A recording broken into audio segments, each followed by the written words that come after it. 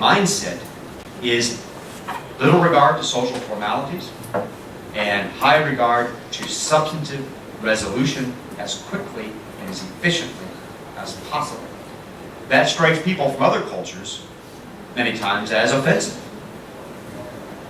My point to you is, if that would not be the way that you would approach matters, is do not understand the American to be intentionally disrespectful. It is simply an expression of the American culture. And perhaps it's your job to help the American understand that culture is not shared universally across the world. Next slide, we'll just give some more examples of this. Americans tend to be casual about everything except time.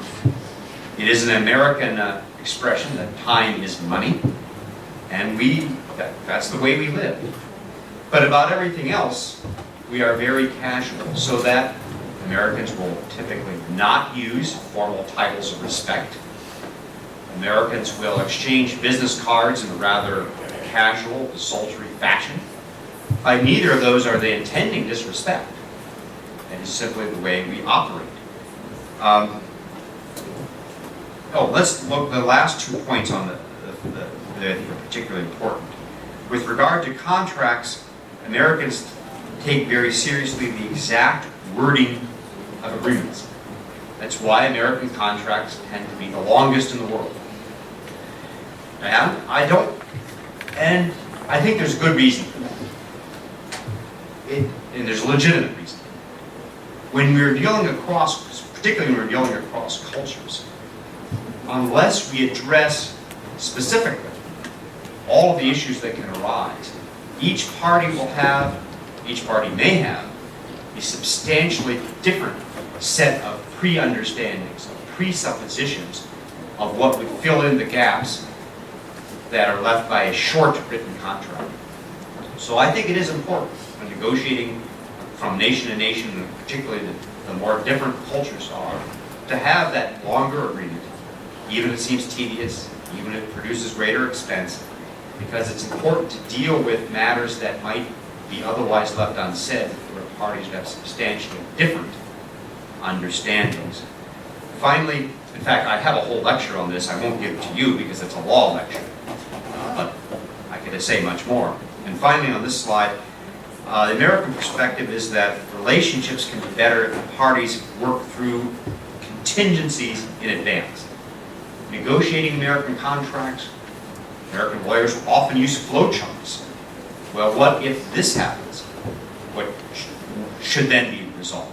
So the American attorneys will think in terms of contingencies from the likely to the most obscure, but wish to address even the most obscure contingency in written contractual form. Just be aware of that various approach. Communication, let's go to my second point here.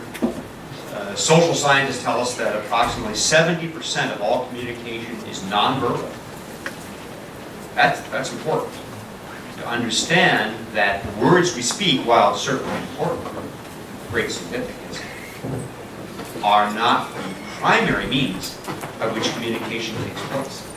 Physical gestures, posture, eye contact, standing, sitting, form of sitting, all of these things communicate in ways that we do not perceive unless we are trained to be aware of how those nonverbal matters of communication are indeed very significant. Finally, and then this is in fact the end, finally, another comment that relates to perhaps cultural differences. Americans have always been known for risk-taking. That is not surprising because America was settled principally by Europeans who left their homes, left their intact families, left a solid culture, and moved to a frontier. Of course, they moved to a nation which already had inhabitants, the natives of America, but they were given short shrift for this first 200 or 300 years of Western colonization of the American continent. So Americans tend to be risk-taking people, both by cultural heritage and by cultural support today. That's just the way we are. Not every American, of course, but the way we are as a people, as a culture. And whether that is true of your culture is not important to me in and of itself, but it's important for you to understand that is the American style, and that we, as a people, undertake risks, are willing to undertake risks in the service of our interests.